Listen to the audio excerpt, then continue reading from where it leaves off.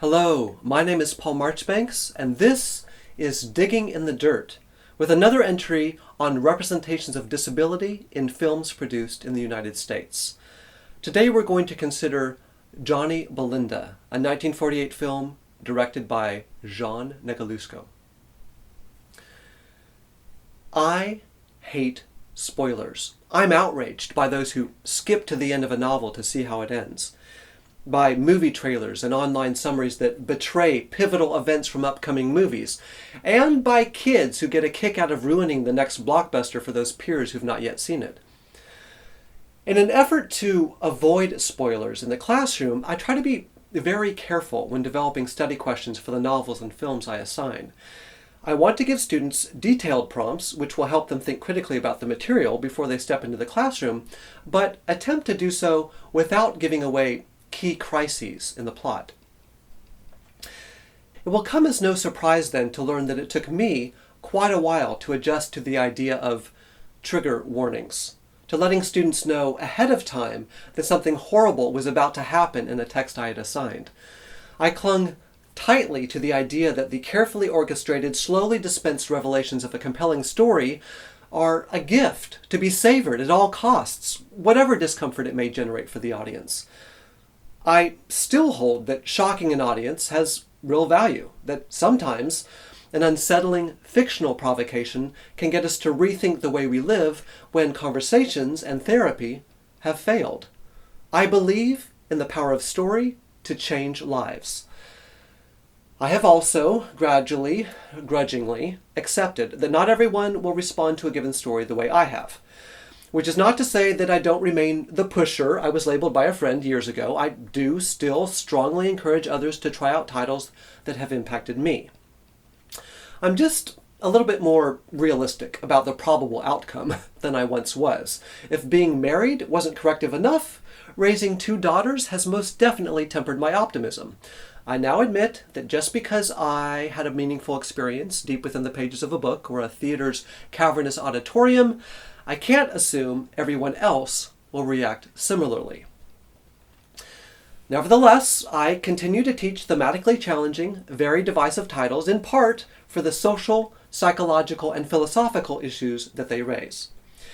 In case you're interested, this would include novels like James Joyce's Ulysses, Joseph Conrad's The Secret Agent, Virginia Woolf's Mrs. Dalloway, Sylvia Plath's The Bell Jar, Toni Morrison's Sula, John Banville's The Book of Evidence, P.D. James's The Children of Men, Jose Saramago's Blindness, and Margaret Atwood's Oryx and Crake.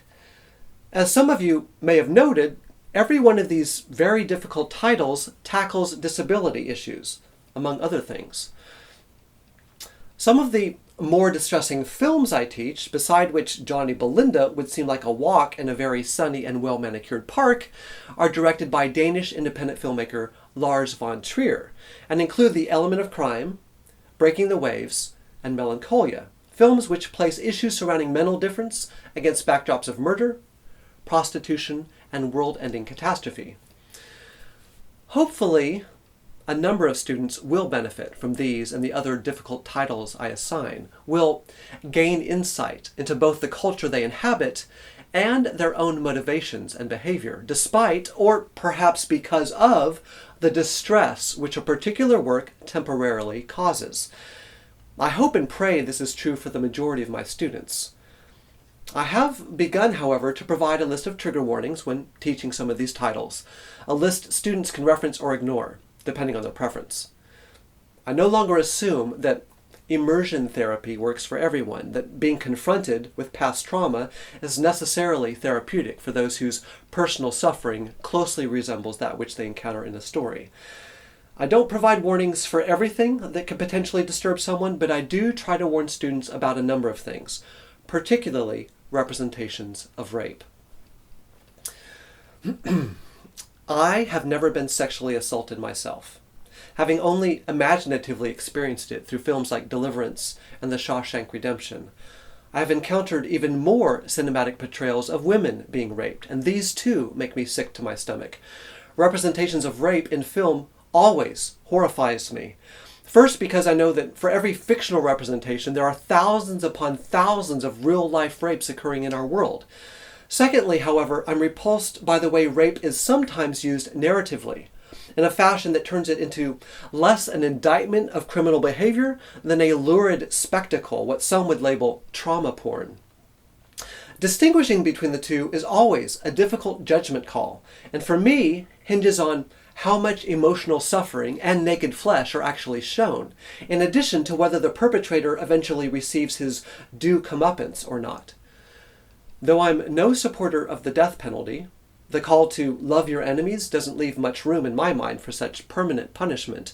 I will say that rape angers me as much as murder, and sorely tests my pacifism.